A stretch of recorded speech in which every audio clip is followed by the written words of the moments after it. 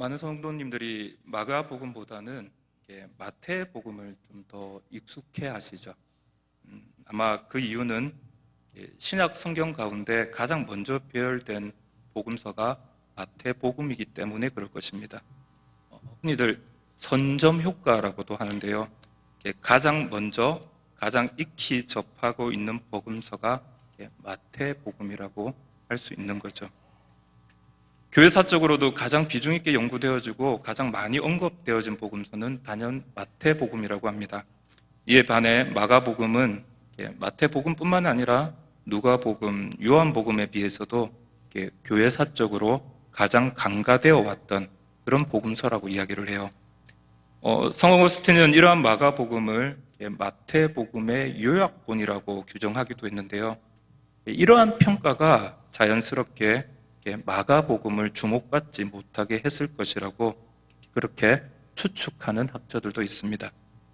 하지만 현대의 많은 신학자들은 마가복음이 최초로 저작된 복음서라는 주장에 동의를 하고 있어요.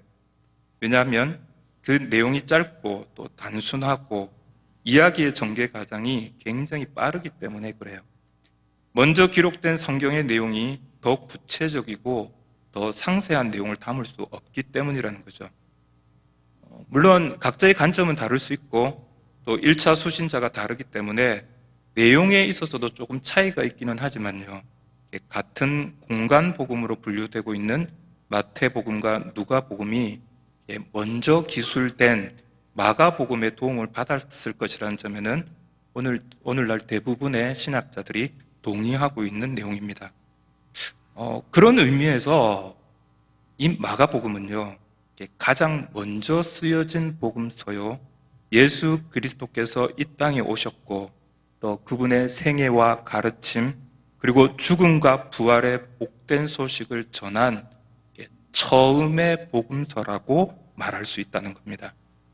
그리고 처음 기록된 이 복음서는 아주 의미심장한 말로 시작을 하고 있습니다. 바로 1장 1절의 말씀인데요.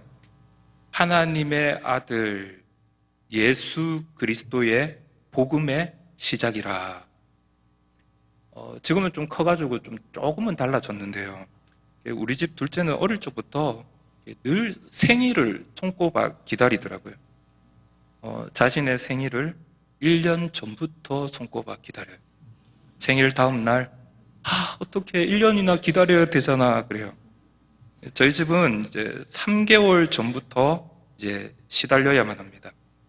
3개월 전부터 거의 매일 자기가 받고 싶은 생일 선물이 달라져요. 사준다고 약속한 것도 아닌데 아들은 고민하기 시작합니다. 이게 좋을까? 저게 좋을까? 이건 너무 비싸지 않을까? 이건 얼마 가지고 놀지 못할 텐데. 고민이 깊어지면 깊어질수록 기다림도 힘들어져 갑니다.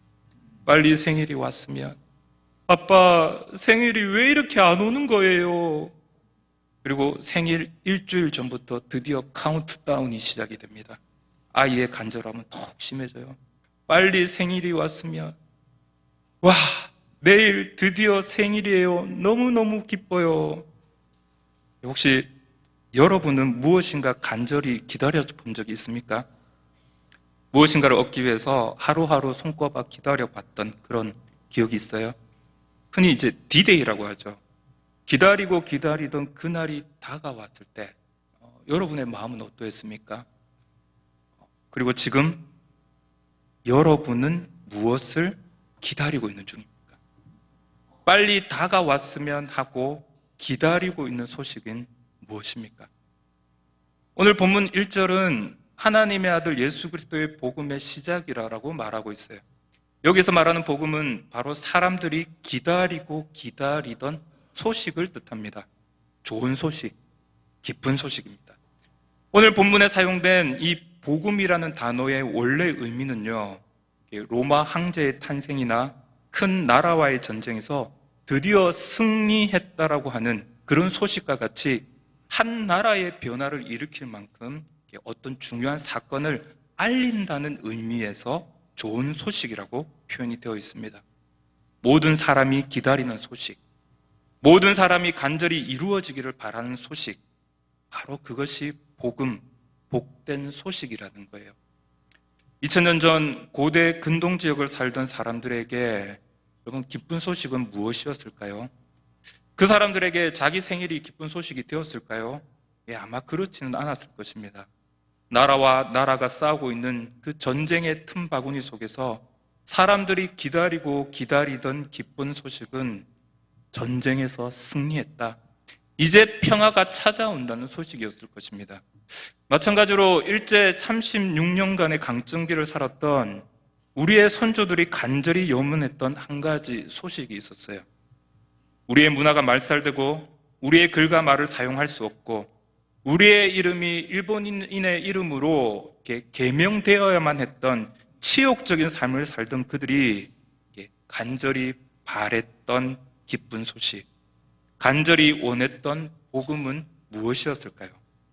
1945년 8월 15일 일본이 패망했던 소식이 전해졌을 때 그날의 거리 곳곳마다 들려지던 함성의 메아리는 여러분 어떠했을까요? 대한독립 만세! 대한독립 만세! 우리나라가 일본으로부터 해방이 되었다는 그 소식이야말로 그날을 살아가던 이 땅의 백성들에게는 진정한 복음이었을 것입니다. 시야를 과거가 아닌 오늘 현대로 옮겨온다면요, 오늘을 살아가는 우리에게 여러분 복음은 무엇일까요? 주식을 하는 사람에게는 주식이 급등하고 있다는 소식이 복음일 것이고요, 부동산에 투자를 많이 한 사람에게는 부동산 경기가 좋아지고 있다는 소식이 아마 복음일 겁니다.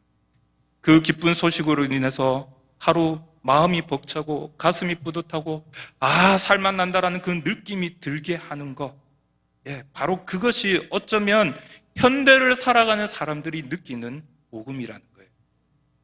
그러나 문제는 그 복음이 영원할 수 없다는 데 있습니다. 오늘을 살아가는 우리가 그토록 기다리고 기다렸던 기쁜 소식이 사실 얼마 가지 않는다는 데 있다는 거예요.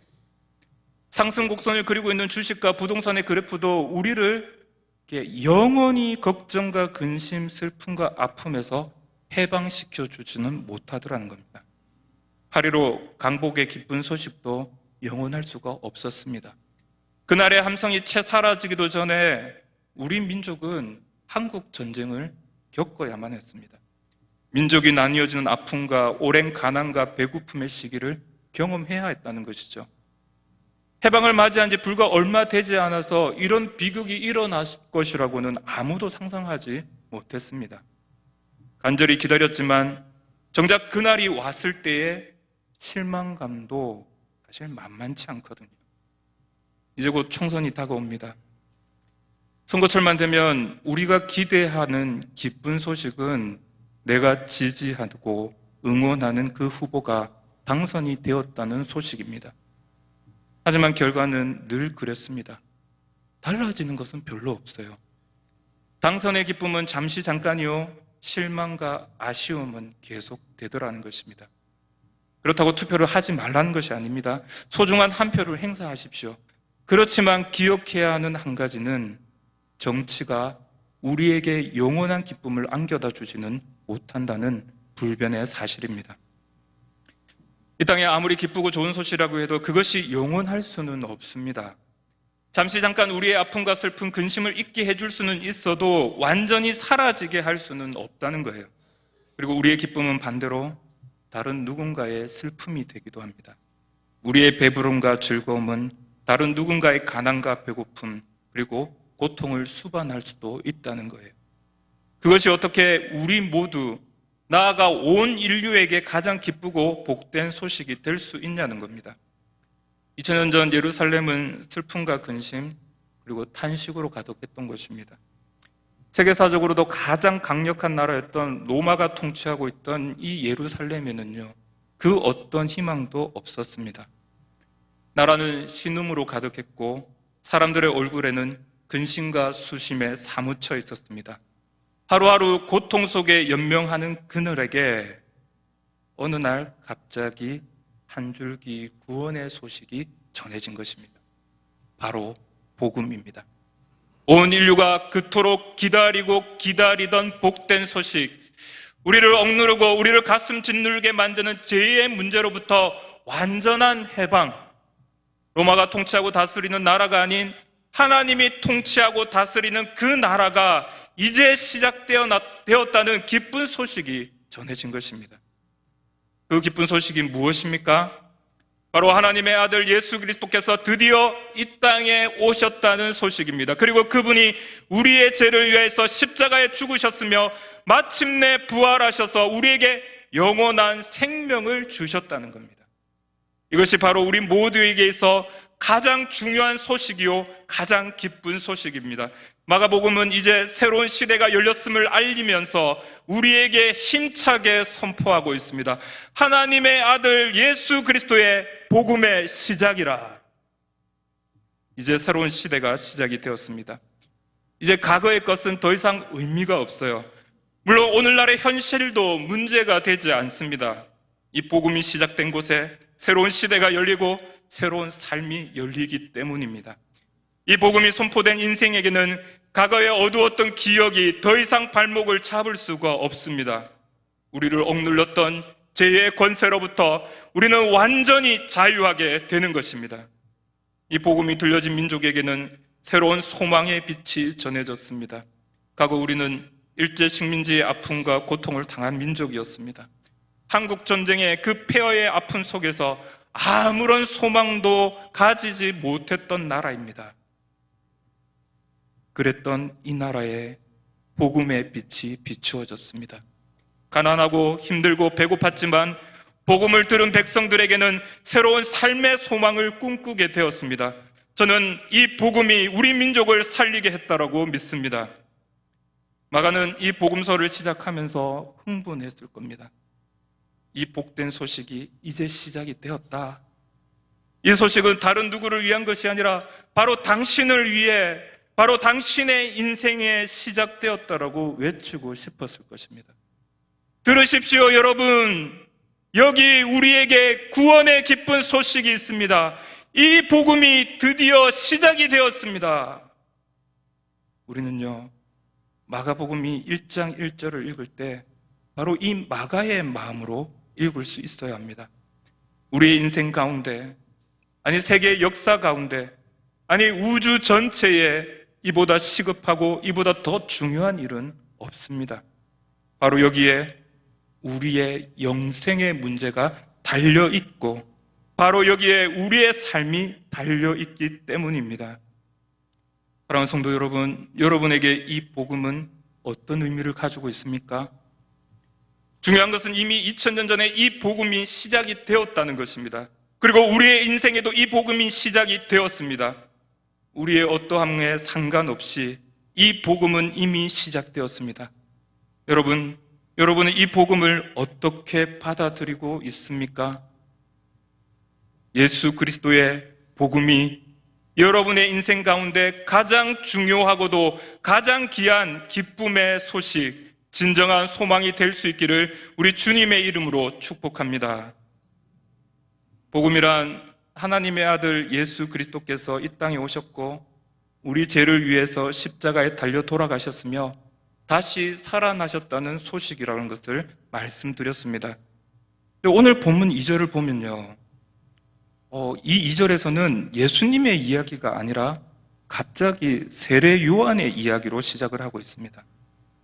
마가는 다른 복음서의 기자들에 비해서 비교적 짧게 이 복음서를 기록하고 있으면서 왜 느닷없이 지금 세례 요한의 이야기를 꺼내고 있는 것일까요? 복음의 주인공은 예수님이신데 왜 먼저 세례 요한을 말하고 있느냐는 것입니다. 예수님께서 이 땅에서 사역하실 때 사실 예수님은 사람들로부터 환영받지 못하셨습니다. 사람들은 예수님께서 일으키시는 그 기적에는 매료되었지만 예수님의 가르침, 그 중에서도 예수님께서 친히 당신이 하나님의 아들이라는 말씀에 큰 반감을 가지고 있었어요. 왜냐하면 그들이 기다렸던 메시아가 아니었기 때문입니다. 사실 마가가 이 복음서를 기록한 이유는 단순합니다. 너희가 십자가에 매달아 죽인 그 예수가 바로 하나님께서 보내신 메시아, 우리의 구원자였다는 겁니다. 그렇다면 여러분, 2000년 전에 베들레헴 땅에서 태어나셨던 그분이 어떻게 메시아인지 우리가 알 수가 있을까요? 그것을 어떻게 증명할 수 있느냐는 겁니다. 방법은 한 가지입니다. 바로 구약의 말씀입니다. 이스라엘 백성들이 메시아를 기다렸던 이유는 구약의 말씀이 그것을 예언하고 있기 때문에 그렇습니다. 즉 구약의 말씀, 오직 구약의 예언을 통해서만 우리는 하나님이 보내신 메시아가 누구인지를 알 수가 있습니다. 마가는 복음서를 시작하면서 지금 먼저 그 이야기를 꺼내고 있는 거예요. 구약의 예언대로 하나님께서 이 땅에 메시아를 보내시기 전에 한 사람을 준비하셨는데 그 사람이 다른 아닌 세례 요한이었다는 것입니다. 구약성경 이사야 40장 3절은 이렇게 기록하고 있습니다. 외치는 자의 소리여 이르되 너희는 강야에서 여호와의 길을 예비하라. 사막에서 우리 하나님의 대로를 평탄하게 하라. 그리고 마가는 이렇게 이야기합니다. 1장 3절 말씀인데요. 강야에 외치는 자의 소리가 있어 이르되 너희는 주의 길을 준비하라. 그의 오실 길을 곧게 하라. 기록된 것과 같이. 여기 3절 말씀에 중요한 한 구절이 있습니다. 바로 기록된 것과 같이. 이 말은 우연이 아니라는 거예요. 누군가 꾸며내거나 억지로 만든 것이 아니라는 거예요. 바로 구약 말씀에 기록된 그것과 같이.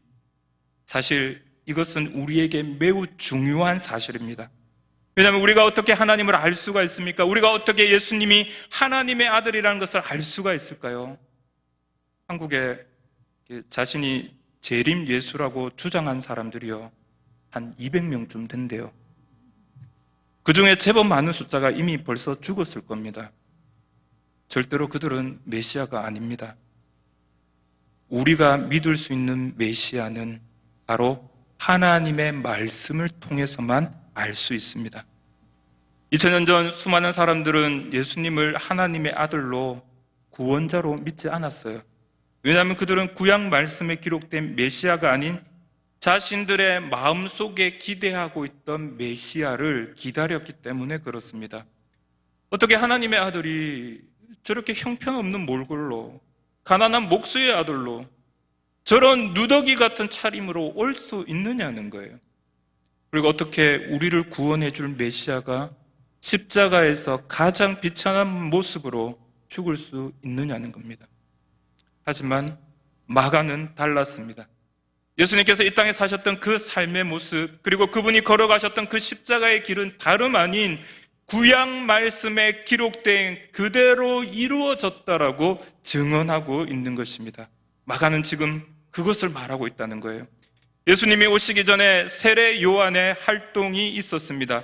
그런데 그것이 우연히 일어난 일이 아니라 그건 역시도 구약 성경 이사야에 기록된 대로 하나님의 아들 예수 그리스도의 그 길을 예비하기 위해서 준비하셨던 한 사람이라는 것입니다. 2000년 전 마가가 살던 시대의 사람들은 하나님께서 보내실 구원자 그리스도를 기다렸지만 그들은 그리스도가 이 땅에 오셨음에도 그분을 구원자요 메시아로 받아들이지 못했습니다. 왜냐하면 구약의 말씀을 그들은 제대로 이해하지도 알지도 못했기 때문입니다. 예수님이 이 땅에 오시고 2000년이라는 시간이 여러분 지났습니다. 우리는 2000년 전 그들과 달리 다시 오실 예수님을 기다리며 살아가는 자들입니다. 그렇다면 여러분, 우리는 어떻게 그분을 기다려야 하는 것일까요? 다시 오실 예수님은 바로 신약 성경의 말씀대로 다시 오실 것입니다. 이 땅을 살아가는 인생들이 다시 오실 예수님을 기다리지 않는 이유가 여러분 무엇일까요? 바로 신약 성경 말씀에 무지하기 때문이라고 말할 수 있습니다. 이 땅을 살아가는 오늘날 그리스도인들 역시 다시 오실 주님에 대한 약속을 전혀 기다리지 않는 이유도 마찬가지로 하나님의 말씀을 잘 알지 못하고 있고 깨닫지 못하고 있기 때문인 것입니다.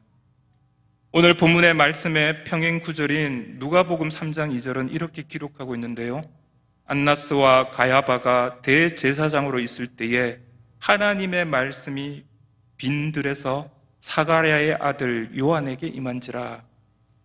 누가복음에서 세례 요한의 등장을 알리는 구절입니다. 1절과 2절은 당시 이스라엘이 처해 있던 암울한 시대를 기록하고 있거든요. 로마 디베리오 황제가 다스리던 그때에 예루살렘은 본디오 빌라도가 유대의 총독으로 있었습니다. 그리고 하나님께서 임명한 제사장이 아닌 안나스와 가야바가 로마 관료들에게 로비를 해서 대제사장직을 맡고 있는 그런 상황입니다. 제대로 된 것이 하나도 없는 그 암울한 시대에 한 사람이 등장을 했어요. 바로 세례 요한입니다. 누가는 이렇게 기록하고 있습니다. 하나님의 말씀이 빈들에서 사가랴의 아들 요한에게 임한지라. 지금 무엇을 말씀하고 있는 것입니까? 하나님의 말씀으로부터 복음의 역사는 시작이 되었다는 것입니다. 바로 말씀으로부터 말씀대로입니다. 우리에게 말씀이 중요한 이유가 무엇입니까? 말씀이 아니고서는 우리는 우리의 인생의 가장 중요한 소식, 바로 복음이신 예수 그리스도를 우리는 만날 수 없기 때문입니다. 2000년 전에 돌아가신 그분을 우리는 어떻게 알 수 있고 어떻게 받아들일 수 있을까요? 바로 살아계신 하나님의 말씀을 통해서 우리는 만날 수 있고 그분을 배울 수 있습니다. 세례 요한의 탄생을 알리고 있는 이사야 40장에는 또 이렇게 기록이 되어 있는데요. 푸른 마들고 꽃은 시드나 우리 하나님의 말씀은 영원히 서리라 하라. 세상의 모든 것은 시들고 사라지겠지만 오직 하나님의 말씀은 변치 않고 영원하다는 것입니다. 그 말씀을 통해서 우리는 지금도 2000년 전 그 예수 그리스도를 만나고 있습니다. 오직 이 말씀이 아니고서는 우리는 우리에게 가장 복된 소식, 바로 복음이신 예수 그리스도를 만날 수 없습니다. 한국 기독교 역사는 세계 기독교 역사 가운데 유례를 찾아볼 수 없는 아주 독특한 선교 역사를 가지고 있다고 해요. 그 독특함이라고 하는 것은 선교사가 들어와서 복음을 전하기 전에 이미 만주와 일본에서 한국어로 된 성경이 번역이 되어서요 조선에 전해졌다는 겁니다.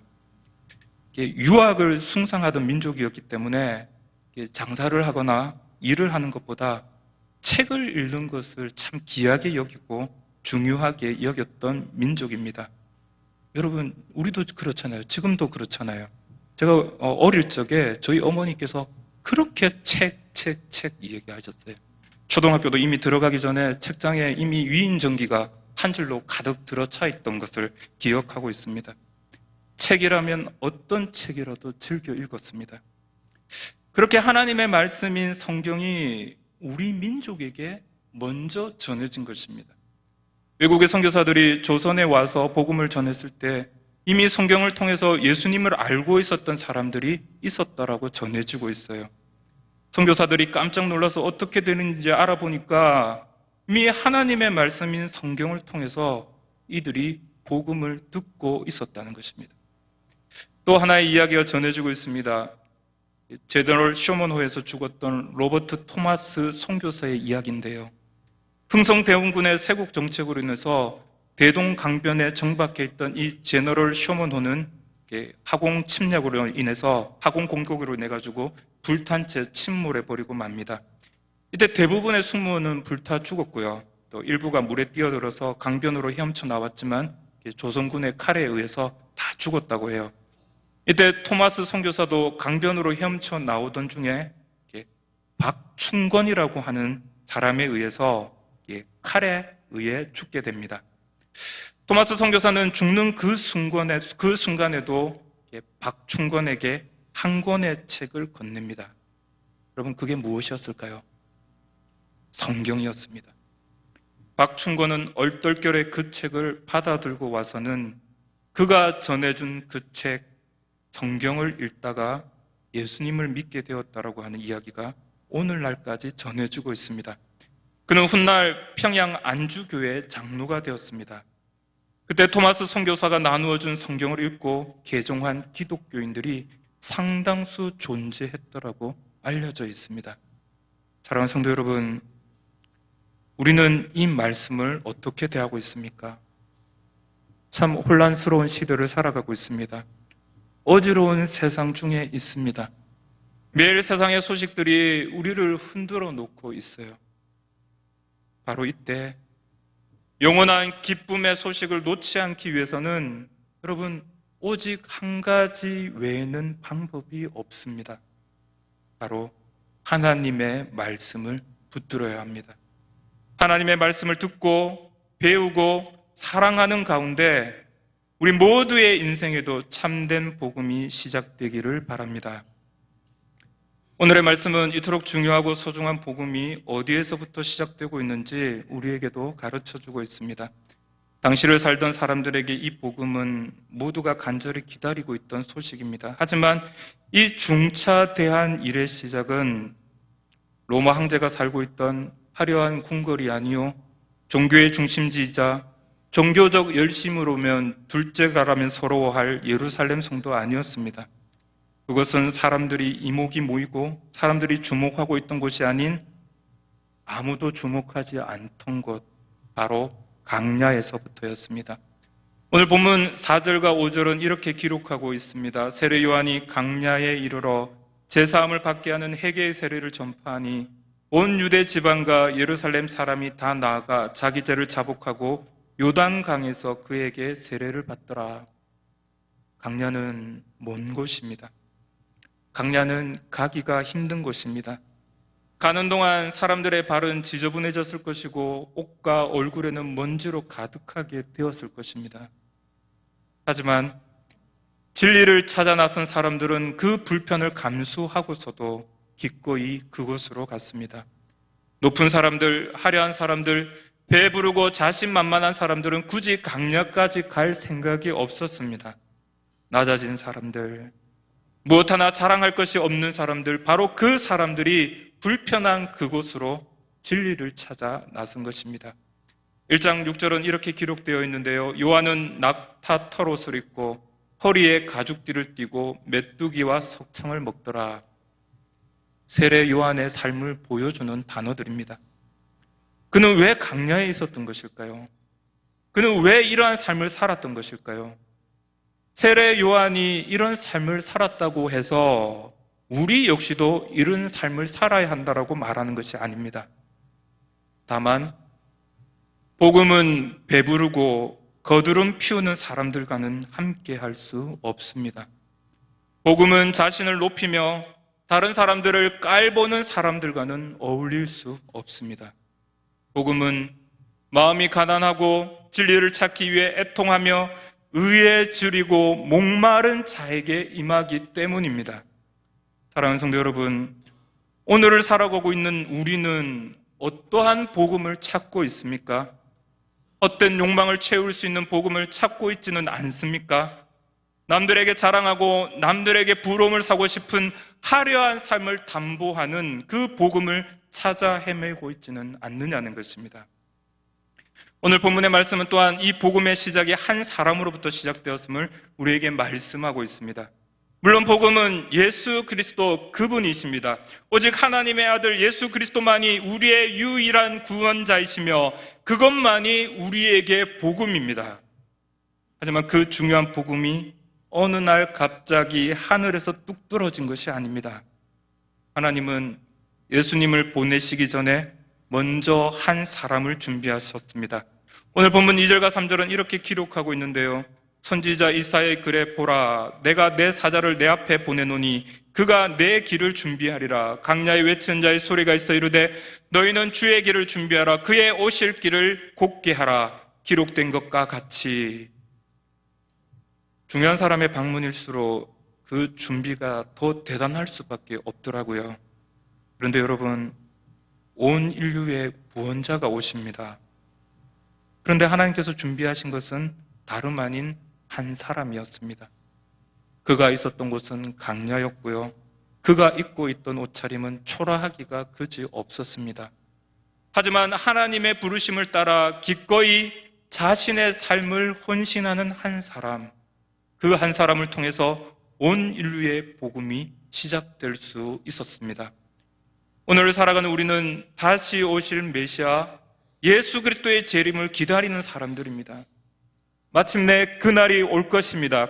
그날은 분명 아무렇게나 그렇게 임하지 않을 것입니다. 그런 의미에서 예수님의 부활을 목격하고 하늘로 올리우신 그 주님의 승천을 바라본 사람들로부터, 그리고 2000년이 지나 지금 여기 오늘을 살아가는 우리까지, 그때나 지금이나 우리는 같은 부르심을 받은 사람들입니다.